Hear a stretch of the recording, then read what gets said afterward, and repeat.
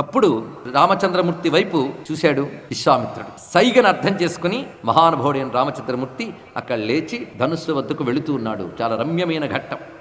వెళ్ళొక్కసారి నమస్కారం చేశాడు. వత్స రామ ధను పశ్య ఇది రాఘవమబ్రవీత్. నాయనా రామ, ధనుస్సును ఒకసారి చూడు అన్నారు. ఒక చూపు చూడరా అంటారు కదా, అలా అనమాట. ధనుస్సును ఒక్కసారి చూడు అనగానే బ్రహ్మర్షేర్వచనాద్రామో ఎత్ర తిష్టతి తద్ధను. బ్రహ్మర్షి మాటను అనుసరించి ఆ పేటికను తెరచి ఆ ధనువును చూసి నమస్కారం చేసి, మీరు అనుమతిస్తే దీన్ని నేను ముట్టుకొని ఎక్కువ పెట్టడానికి ప్రయత్నిస్తానన్నాడు. ఎంత వినయము! ఇదం ధనుర్వరం బ్రహ్మన్ సంస్పృశామి ఇహ పాణినా యత్నవాంశ భవిష్యామి తోలనే పూరణే పిభ. ఈ ధనుస్సుని తాకడానికి మీరు అనుమతిస్తే తాకుతాను, సంధించడానికి ప్రయత్నిస్తాను. అంత వినయంగా చెప్పాడు. వీరుడైనా వినయమున్నది, అది తెలుసుకోవాలి. అప్పుడు మందహాసం చేసి ముట్టుకోలే, చూద్దాం అన్నాడు విశ్వామిత్రుడు. అంతే అన్నప్పుడు అద్భుతమైన మాట. తాటకా ప్రాణపథ నిరాఘాట మూర్తి కోటి మారీచ ధునన బాహాట శక్తి క్షుద్ర దైతేయ కోటి సంస్ఫోట భయద తాకవే ఇంతియే చాలు ధనువునకును. సంబోధన రాముడిని ఎలా పిలుస్తున్నాడంటే, ఆ తాటక ప్రాణాలను అపహరించినవాడా, మారీచుడిని ఎగరగొట్టినవాడా, క్షుద్రుడైన రాక్షసుల పాలిటి భయంకరమైన స్వరూపమైన నువ్వు ఆ ధనుస్సును చూస్తే చాలు ఆ ధనుస్సు పని అవుతుందన్నాడు. వెంటనే ఒక్కసారి నమస్కారం చేసి ఆ ధనుస్సును తీస్తున్నాడు. అత్యద్భుతమైన సన్నివేశం ఇప్పుడు కనబడుతున్నది.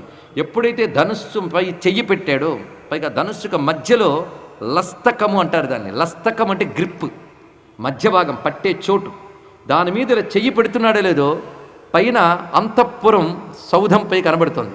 అంటే ఆ సభాభవనంలో ఆ పై మేడ పై భాగంలో అంతఃపుర కాంతర కదలిక వినబడింది. అంటే అంతఃపుర స్త్రీలు కదులుతున్నారు. ఎవరా అని చూశాడు ఒక్కసారి. ఇటు ధనుస్సు మీద చెయ్యి పెడుతూ అటు చూశాడు. చూసేటప్పటికల్లా అక్కడ చెలికత్తెల మధ్య స్వర్ణకాంతలతో సీతామహాలక్ష్మి దర్శనమిచ్చింది. రామచంద్రమూర్తి ఒక్కసారి చూశాడు. ఆశ్చర్యం. కంటికి సీతమ్మ కనబడుతోంది, చేతికి ధనుస్సు అందుతోంది. ఒకే సమయంలో రెండు. ఎంత చిత్రమైన అంశం! ఈ సమయంలో శ్రీ రఘురామచంద్రునకు చిత్తము జానకిపై కరమ్ము విస్ఫార శరాసలస్తకముపై యుగపత్క్రియ చిత్రితమయ్యే. యుగపత్క్రియ అంటే ఇంగ్లీష్లో సైమిల్టేనియస్లీ అని అంటారు. ఏకకాలంలో ఏం జరుగుతోంది అంటే, ఒక్కసారి సీతమ్మను చూశాడు, చూపుతో పాటు మనస్సు సీతమ్మను పట్టుకుంది, చెయ్యి ధనుస్సును పట్టుకుంది. అలా చూస్తూనే ధనుస్సు బయటకు తీశాడు. అసలు దాన్ని కదల్చడమే మహాకష్టమే. ఎంత సులభంగా అవలీలగా ధనుస్సును పైకెత్తాడు.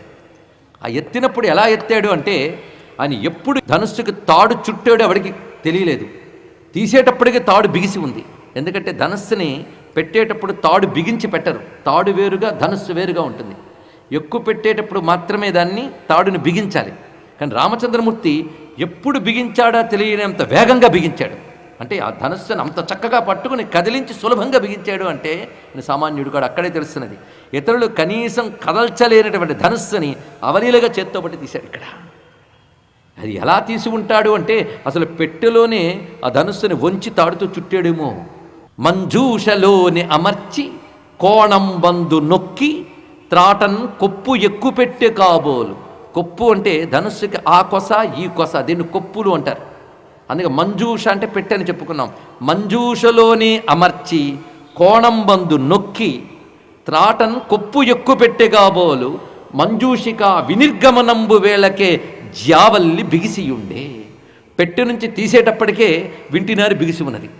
ధనుస్సుని నిలువుగా పెట్టడాన్ని ప్రయత్నించాడు.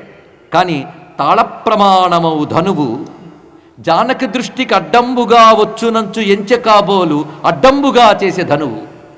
ధనుస్సుని చేత్తో పట్టుకున్నాడు. పెద్ద ధనువు అది. అది సీతమ్మ చూపుకి అడ్డొస్తుంది అనుకున్నాడేమో, దాన్ని అడ్డంగా చేశాడు. ఒక్కసారి ఎంత అందమైన భావాన్ని చూపిస్తున్నారు. కళ్ళకు కట్టినట్లు వర్ణిస్తున్నారు ఇక్కడ. తాళ ప్రమాణమౌ ధనువు జానకి దృష్టికి అడ్డంబుగా వచ్చునంచు ఎంచె కాబోలు అడ్డంబుగా చేసి ధనువు తాడు పిడిబాకు ఓలె వ్రీలలాగి, బాకును లాగినట్టుగా తాడుని లాగాడు. వెంటనే అతని దృష్టికి జానకి ఆగలేదు, అతని కృష్టికి శివధనుస్సాగలేదు. సీత పూజడ వెన్నుగా శిరసు వంచే చెరకు గడవోలె నడిమికి విరిగ ధనువు. అతని దృష్టికి జానకి ఆగలేదు, అతని కృష్టికి శివధనుస్సాగలేదు. కృష్టి అంటే లాగడం, దృష్టి అంటే చూడడం. అతని దృష్టికి జానకి ఆగలేదు. ఎప్పుడైతే రాముడు చూపు ఒక్కసారి పడిందో సీతమ్మ వెంటనే సిగ్గుతో తల వంచింది. తల వంచినప్పుడు ఎలా కనబడిందంటే ఆ తలకి పూల జడ వేసి ఉన్నది. మహారాజ తనయ యువరాణి ఆవిడికేమున్నదండి, అందుకే చక్కని అలంకారం చేసుకుంది ఆ తల్లి. ఒక్కసారి సిగ్గుతో తల వంచింది.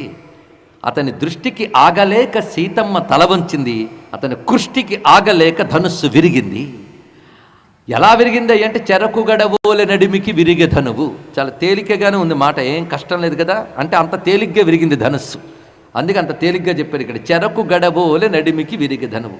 విరగడం అంటే సామాన్యంగా విరిగింది, కానీ ఆ ధ్వని వచ్చింది సామాన్యం కాదు. ఆ ధ్వని ఎంత గొప్పగా ఉన్నది అంటే ఆ ధ్వని విని అక్కడ స్పృహ తప్పకుండా ఉన్నవాళ్ళు కొద్దిమంది ఆ సభలో. ఎవరయ్యా అంటే విశ్వామిత్రుల వారు, జనక మహారాజు, రామలక్ష్మణులు తప్ప మిగిలిన వారందరూ మూర్ఛితులైపోయారు ఆ ధ్వనికి. అంత ధ్వని వచ్చింది. భూమికంపశ్చ సుమహాన్ పర్వతస్యేవ ధీర్యత నిపేతుశ్చ నరా సర్వే తేన శబ్దేన మోహితా. ఎందుకంటే ఆ ధనువు సామాన్యమైన ధనువు కాదు, సాక్షాత్ పరమేశ్వరుడి చేతిలోని ధనువు అది. అలాంటి ధనువు ఎక్కువ పెట్టడము జరిగింది, విరవడము జరిగింది. ఇదేమిటయ్యా ఎక్కువ పెట్టమంటే విరిచేడుదుకుని చాలామంది అడగచ్చు. ఇది రామచంద్రమూర్తి స్పర్శకై ఉన్నటువంటిది. తర్వాత ఈ దివ్య ధనువుని ఇంకోరు ముట్టుకోవడానికి వీల్లేదు. అది ఆ ధనువు యొక్క సార్థకత కూడా అక్కడతోనే పూర్తయినది. అందుకే అవలీలగా తాడుని బంధించడమే కాకుండా చక్కగా ఎక్కుపెట్టి విరిచివేశాడు. ఆ విరిగిన ధ్వని ఎలా వెళ్ళిందంటే నిష్ఠావర్షదమోఘమేఘపటలి నిర్గచ్చదుజ్యోతిత స్పేష్ఠేరమ్మదవాలిక యుగపదజృంభన్ మహాఘోర బ్రహ్మిష్ఠస్ఫుర్జదుషండ మండిత రవాహీన క్రియాప్రౌఢిద్రాగిష్టం వై. ఒక రావమెంతట నెసంగన్ చిన్న చాపంబునన్. వచ్చిన ధ్వని ఎంత విస్తారంగా వచ్చింది చూపించారు. ఏమైనా అర్థమైందా? ధనుస్సు విరిగిన ధ్వని ఎవరికి అర్థమవుతుందండి? ధ్వని అర్థం కాదు. ఆ ధ్వని ఎంత భయంకరంగా మోగిందో పద్యం అంత భయంకరంగా నడిచింది. ఇది కూడా విశ్వనాథ వారు రచించిన పద్యమే. చెరకు గడబోలే నడిమికి విరగ ధనువని తేలిగ్గా రాసిన మహానుభావుడు ఇంత ధ్వనిని కూడా అంత చక్కగా వర్ణించాడు ఇక్కడ. ఆ ధ్వని మారుమ్రోగింది. కొంతసేపటికి అందరూ తేరుకుని చూసి ఒక్కసారి హర్షధ్వానములతో వాళ్ళు తమ ఆనందాన్ని వ్యక్తపరిచారు. దివి నుండి దేవతలందరూ కూడా కుసుముష్టి కురిపించారు. హమ్మయ్య అనుకున్నాడు జనక మహారాజు. ఎందుకంటే ఆయనకి ఎప్పటి నుంచో దిగులుంది, ఈ సీతమ్మకి సరి అయిన దివ్యమైన వీరుడైన వరుడు దొరుకుతాడా అనేది. ఇప్పుడు కూడా ఇతడు వచ్చాడు, చాలా బాగున్నాడు, ఇతడు దొరికితే బాగుండు వరుడిగా. కానీ ఇది ధనుసు ఎక్కువ పెట్టగలడో లేదో అని చిన్న బెంగ ఉంది ఆయనకి. ఆ బెంగ వెంటనే తీరిపోయింది. దానితో ఆనందంగా విగత సాధ్వసహ, లోపల ఉన్న దిగులు తీరిపోయి ఆనందంతో అత్యద్భుతమచించంచ నతర్కితమిదమ్మయా. వెంటనే జనక మహారాజు ఆనందం పట్టలేకంటున్నాడు, ఇలాంటి వీరుని ఇంతవరకు నేను చూడలేదు. ఎందుకంటే జనక మహారాజు కూడా మహావీరుడు, ఎందరో వీరుల గురించి తెలుసు. ఇప్పుడు ఈ పిల్లవాడు చేసిన పని, ఈ యువకుడు చేసిన పని అత్యద్భుతం, అంటే మహాశ్చర్యం, అచింత్యం, ఊహకు కూడా అందదు. ఇతరుల వల్ల సాధ్యం కానటువంటి మహాపని చేశాడు ఇతను. అంతేకాదు ఇప్పుడు జనక వంశము యొక్క కీర్తి వర్ధిల్లుతోంది. ఎందుకంటే ఇటువంటి వాణిని మా సీతమ్మ చేపట్టబోతోంది. దానివల్ల జనక వంశము యొక్క కీర్తి వర్ధిల్లుతున్నది. సీతా ప్రాణైర్బహుమత దేయా రామాయ మే సుత. నాకు ప్రాణముల కంటే మిన్నయైన సీతమ్మను ఇప్పుడు ఈ రామునికిచ్చి వివాహం చేస్తాను అని సభలో ప్రకటించగానే సంప్రదాయబద్ధంగా వెంటనే కొంతమంది ప్రధానమైనటువంటి వ్యక్తుల్ని పిలిపించి, మీరు ఇక్కడి నుంచి అయోధ్య నగరానికి చేరి రామచంద్రమూర్తి విశ్వామిత్రుడితో వచ్చి ఇక్కడ శివధనుర్భంగం చేశాడని, నా నియమం ప్రకారంగా ధనుర్భంగం చేసిన ఆ వీరునికి నా కుమార్తె అయిన సీతమ్మని ఇచ్చి వివాహం చేయడానికి నిశ్చయించుకున్నాను అనేటువంటి మాటను చెప్పి వారందరినీ బయలుదేరి రమ్మను అనే వార్తని తెలియజేశాడు జనక మహారాజు.